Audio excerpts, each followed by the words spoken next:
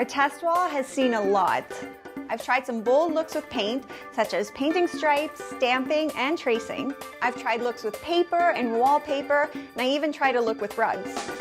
It's time to kick it up a notch and try paneling this wall with wood.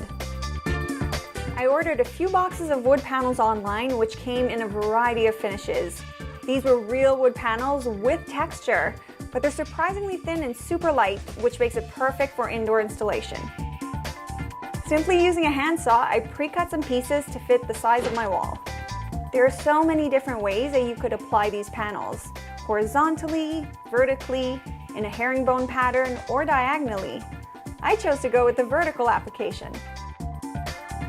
For the studio shoot, I simply used double-sided tape, which worked beautifully because the wood is so light, but you could also use finishing nails.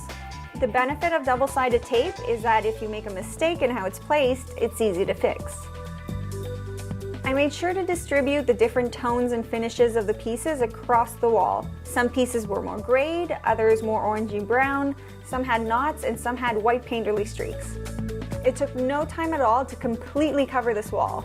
This is definitely a one-day project, even if you plan to tackle a whole room. This wall treatment has a lot of warmth and texture. It reminds me of a cabin or cottage in the woods. I thought I'd create a cozy office space with this wood texture. Wood flooring, a big wool rug, a large work surface, a modern swivel chair, and hits of white in the curtains and artwork.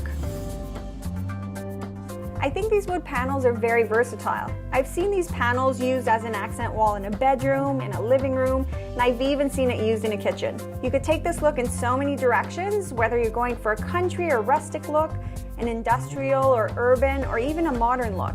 It's all about the pieces you bring in to complement it. How do you feel about the reclaimed wood look on a wall? As always, tell us what you think on Facebook and Instagram.